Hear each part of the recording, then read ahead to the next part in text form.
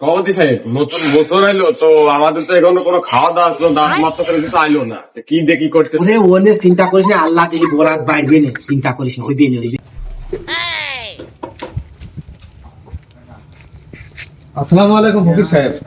বলছিলাম ওই আমি প্রতি বছরই ওই কটা ফকির টকির খাওয়া একটু দোয়ার মাহফিল টাহফিল করি, তা তুমি শুক্রবারের দিন ডেট ফেলাইছি, তা তুমি কয়টা ফকির টকির পাঠাই দিয়ে আমার দোয়াটা সম্পূর্ণ করে দিয়ে আসি। ওই খাওয়ার আইটেম কি কি তোমার বাড়ি? ওই মুরগির মাংস আর একটু ডাল ভাত জোগাড় করেছি।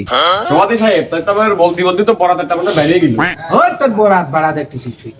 ভাই শোনেন, ওই আমার দলে কোনো ওই পোল্ট্রির গোশ আর ওই ডাল খাওয়া কোনো ফকির নেই, বোঝা গেল? সর্বোচ্চ খাসির মাংস, গরুর মাংস, ডিম, রোস্ট, এই ছাড়া একটা ফকিরও যাবে না।